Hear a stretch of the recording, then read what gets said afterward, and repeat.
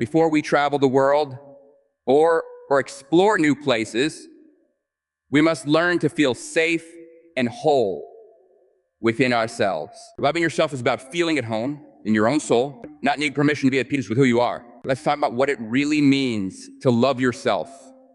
Not in the Instagram sense of taking a selfie and slapping on a quote, but in a deep, almost inconvenient way. And I say inconvenient because genuine self-love requires brutal honesty.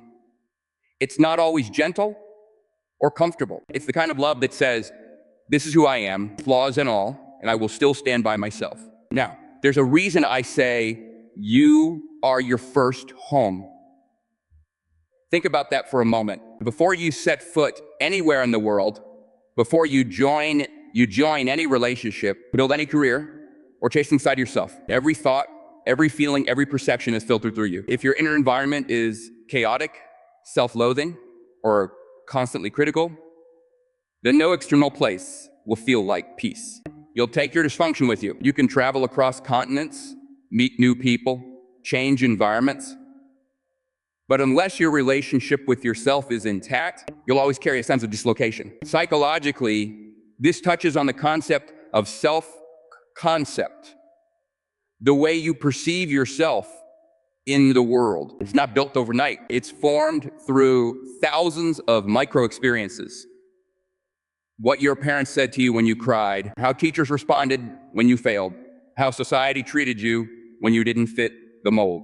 Over time, many people internalize messages like, I'm not good enough, or I'm only worthy if I'm achieving. That becomes the architecture of their inner home.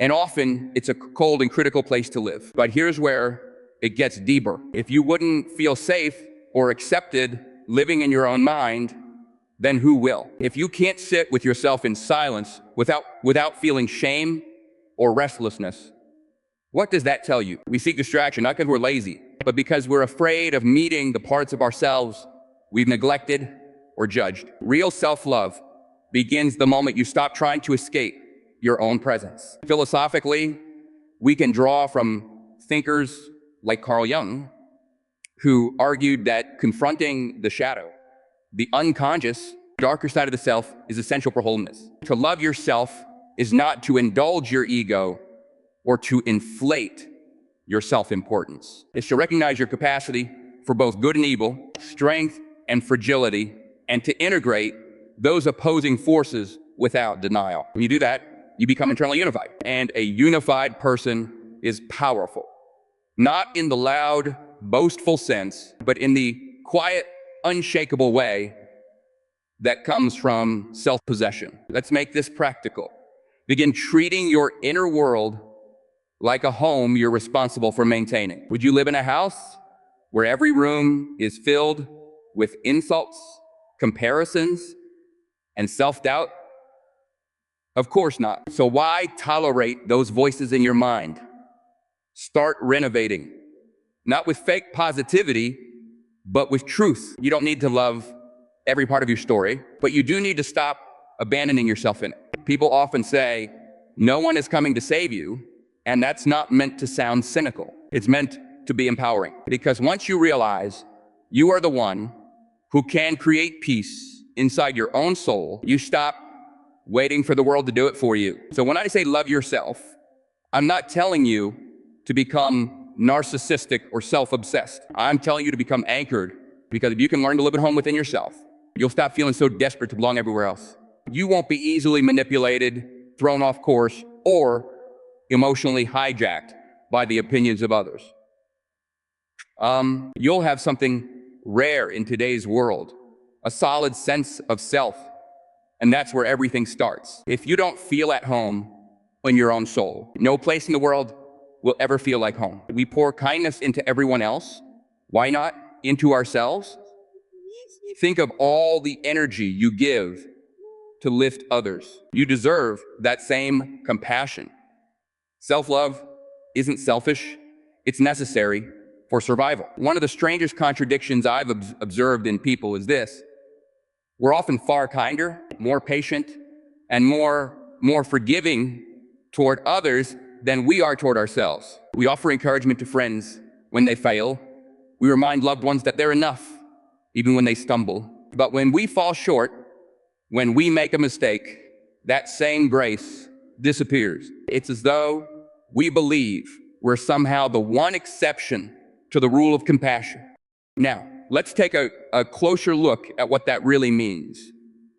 So, psychologically speaking, there's a well-known principle called self-referential bias. It's the tendency to evaluate ourselves far more critically than we do others because we're more aware of our internal struggles than anyone else is. We know our private doubts, our worst moments, the thoughts we would never say out loud. So we assume we are less worthy of kindness because we measure ourselves not by our intentions, but by our perceived failures. But this view is distorted. You see, the human experience is universal in its brokenness. No one escapes shame, regret, or inadequacy. Yet most people walk around pretending that their struggle is unique. So they isolate themselves, judge themselves, or leave it at that. This mindset erodes any sense of self-worth. It becomes impossible to love yourself when you're always disqualifying. Dot yourself from the very care you so freely extend to others. This is where things get deeply philosophical. Immanuel Kant, for instance, wrote extensively about the inherent dignity of the individual, not as something earned through accomplishment, but as something intrinsic to our nature. And if that's true, if human beings carry worth simply because they exist, then it stands to reason that you, like anyone else, are deserving of the basic respect and kindness you offer others. To deny yourself, that is to contradict your own moral logic. So why is it so hard? Why do we resist giving ourselves the love we extend outward so naturally? In many cases, it stems from early experiences, voices that told us we had to earn love through performance, perfection, or people-pleasing. Over time, we internalize those standards. We become our own harshest critic, convinced that unless we're constantly proving our worth, we don't deserve connection. That's a dangerous belief, because what it ultimately says is, I am only lovable when I am not fully myself. That's a lie, a deeply damaging one. The antidote is not blind affirmation. It's honest compassion. It's recognizing your limitations without equating them to your value. It's holding yourself accountable without shaming yourself into paralysis. And above all, it's realizing that the way you treat yourself sets the tone for every other relationship in your life. If you chronically neglect or mistreat yourself, you become either overly dependent on others for validation or entirely closed off, unable to receive love when it comes. Consider this. If you spoke to your closest friend the way you speak to yourself in your lowest moments, would they still trust you? Would they feel safe around you? Probably not. So ask yourself why you continue to tolerate an internal dialogue that undermines your dignity. It takes discipline to reframe that voice. It takes practice to catch the self-criticism and replace it with truth. And it takes courage to believe that you are worth loving. Not someday, when you fixed yourself, but today, as you are, in the messy middle of your becoming. You see, loving yourself isn't about entitlement.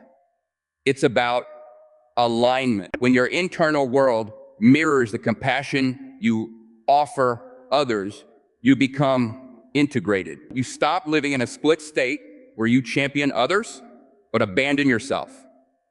That's when real healing begins. That's when relationships deepen, creativity flourishes, and life starts to feel meaningful, not because everything is perfect, but because you've decided to stop treating yourself like the enemy. You deserve the love you so easily give away, because until you receive it yourself, no amount of external approval will ever be enough. One of the most damaging illusions we've adopted, especially in the age of comparison and curated online lives, is that self-love must be preceded by self-perfection. That until we've fixed every flaw, achieved some ideal, or buried every insecurity, we're not yet qualified to love ourselves. But that's a psychological trap. And worse, it's philosophically backwards. You cannot shame yourself into wholeness. Real growth begins with acceptance. Let's start with something simple yet profound. You are, at this very moment, incomplete. And that's not a failure. That's the human condition. There is no final version of you waiting to emerge once you've cleaned up all your messes. Instead, what exists is a living, breathing process, flawed, evolving, and worthy in its imperfection. When we demand perfection from ourselves before granting love, we create an unreachable standard, and we punish ourselves for never. Think for a moment about how we treat children. If a child is learning to walk and falls down, we don't yell at them for not running yet. We cheer them on for trying. We understand that growth is iterative. There's stumbling, there's correction, there's falling again. Why is it that when it comes to ourselves, we abandon that same understanding? Why do we expect to move through the complex terrain of life, trauma, doubt, transition, without a single misstep? It's deeply irrational. And worse, it's psychologically self-destructive, because every time we withhold love from ourselves in the name of not being enough yet, reinforce the idea that our worth is conditional. And once love becomes conditional, it stops being love at all. It becomes a transaction, a reward for performance. That belief corrodes the foundation of the self. Carl Rogers, the great humanistic psychologist, once said something that gets to the heart of this. The curious paradox is that when I accept myself just as I am, then I can change. You see, acceptance is not resignation. It is not the same as complacency. It is the precondition for transformation. When you accept yourself, you stop wasting energy on self-rejection. You free up the psychological bandwidth necessary to do the real work, learning, healing, growing. From a philosophical standpoint, we can also turn to existential thinkers like Soren Kierkegaard, who argued that becoming oneself is the greatest task of all. And that task is not about constructing a flawless identity.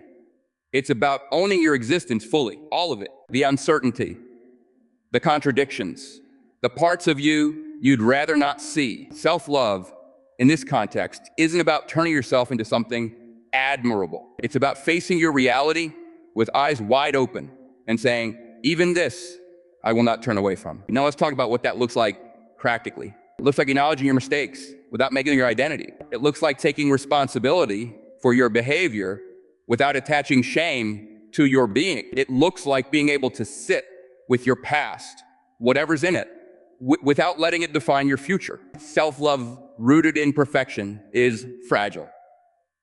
It will shatter the moment you fall short, which you inevitably will. But self-love rooted in acceptance is resilient. It can hold space for failure, for contradiction, for growth. It knows that your value is not suspended in the air, waiting to drop only when you achieve something. It's grounded in the very fact that you're trying, that you're still here, still pushing forward. The truth is, if you wait until you're perfect to love yourself, you'll spend your entire life in emotional exile. You'll miss the present, always chasing a future version of yourself that never arrives.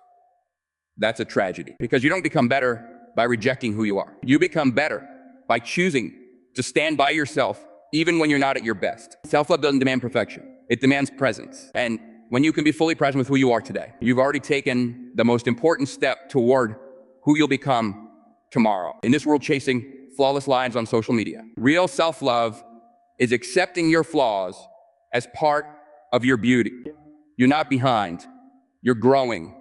Every scar, every mistake has shaped your strength. Your journey, even across countries or cultures, means nothing if you carry self-doubt everywhere you go. Fromer, when you believe in your worth, you show up differently. You travel, dream, and connect with the world more freely. There's a pattern I've noticed, especially among people who feel stuck, restless, or chronically dissatisfied with their lives. They assume that the solution lies out there in a new city, a new relationship, a new opportunity, a better job. And sometimes those things do help. But the problem arises when the internal world is so fractured, so riddled with self-doubt and unresolved pain that no matter where they go, they take the dysfunction with them. You can't outrun your inner chaos by changing your scenery, because the one constant in every chapter of your life is you. And that means no matter how far you travel, or how many new beginnings you chase, your experience of the world will always be filtered through your relationship with yourself. Loving yourself then isn't just about feeling good about who you are. It's about creating the kind of psychological structure that allows you to engage with life more fully. If you don't believe you're worth something, if you carry shame like luggage, you'll sabotage the very opportunities you seek. You won't speak up when it matters. You'll shrink in the face of connection. You'll tolerate mistreatment because you've decided that's all you deserve. This isn't an abstract, it's real. Your self-concept, your deeply held beliefs about your own worth shape everything. They determine how you interpret feedback, how you respond to failure, how you handle intimacy. If your internal world is one of quiet self-rejection, the external world becomes an echo chamber of that belief. You'll find reasons to confirm what you already suspect about yourself. And that cycle becomes very hard to break. Now, people sometimes confuse self-love with arrogance. But that's not what I'm talking about here. I'm not talking about narcissistic self-worship. I'm talking about a grounded, sober recognition that you matter, that your thoughts, your pain, your hopes, your goals, they're not insignificant. They are yours, and they deserve your attention. Without that foundational sense of self-respect, you become vulnerable to every force that wants to define you externally. And let me tell you, the world is full of voices that would love to tell you who you should be. When you love yourself, not sentimentally, but structurally, you stop outsourcing your identity. You stop letting rejection dictate your self-worth. You stop needing every environment to validate your existence. And that's what gives you freedom. Not just freedom to travel or to explore, but freedom to show up, to be seen, to take risks, to connect, because you're not operating from scarcity anymore. You're operating from an internal foundation that says, I may not have all the answers, but I am fundamentally enough. The philosopher Martin Heidegger talked about the idea of being in minus, the world, that we're not isolated observers of reality, but participants in it. The quality of your participation depends on the quality of your presence, and your presence is only as strong as your inner alignment. If you're filled with self-loathing, fear, or shame, you're not really in the world. You're hiding in plain sight. You're performing, pleasing, avoiding, but not being. The irony is that the more you try to earn your place in the world without first claiming it internally, the more disconnected you feel. You could be surrounded by people and still feel invisible. You could be achieving constantly and still feel like a fraud. Because what you're really craving isn't external confirmation, it's internal integration. So the real work, the real frontier is not some distant opportunity or ideal future. It's you, your inner clarity, your willingness to stand on your own side. When you build that foundation, the world begins to open up.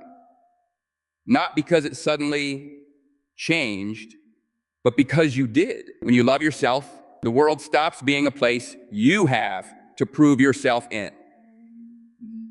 So, it becomes a place you're free to fully live in. If you've ever felt invisible, unworthy, or not enough, now's your time to become the light you longed for. Like loving yourself with healing your past and creating a future where you no longer wait for validation, you are the validation. There's a profound truth in the idea that the person you become, the way you treat yourself, can heal the wounds you once carried. If you've ever felt unseen, unheard, or unworthy, you know how isolating that pain can be. It's a loneliness that cuts deeper than any external solitude because it's a feeling that you don't matter, that your existence is somehow a mistake. But what if I told you that you could become the very person you needed when you felt that way? That you could embody the kindness, the validation, and the acceptance that you once longed for. This isn't just an inspirational platitude. It's a psychological imperative. Early developmental psychology teaches us that the way children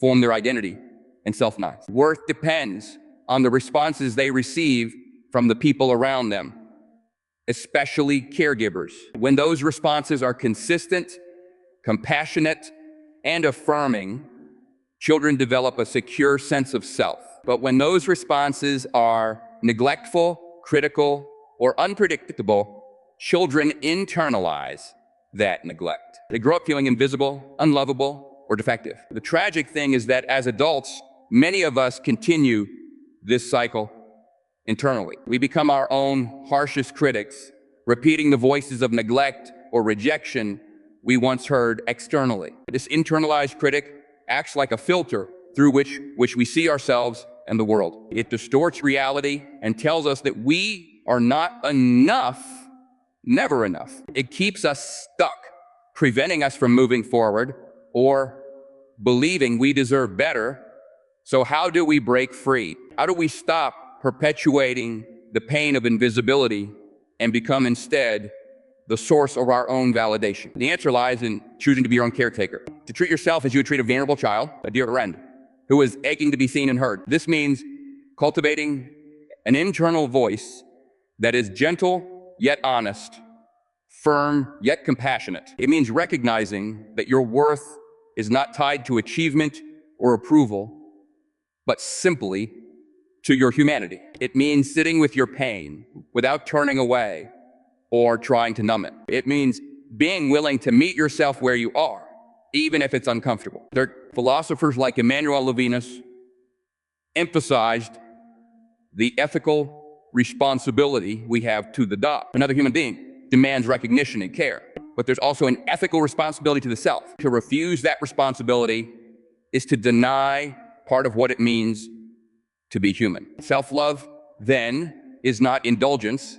It is an ethical act. It is an act of courage to stand by yourself in moments when you feel unworthy, to witness your own suffering without judgment, and to extend the same grace inward that you might offer outward. Psychologically, this is also where healing begins. The more you cultivate this internal ally, the compassionate self, the more you weaken the grip of that internalized critic. You begin to rewrite your narrative from one of rejection to one of acceptance. And that shift has ripple effects in every area of your life. When you become the person you needed, when you felt unseen, you stop seeking validation from unhealthy sources. You stop tolerating relationships that replicate old patterns of neglect. You start setting boundaries because you recognize your own value. You start making choices that nurture rather than diminish you.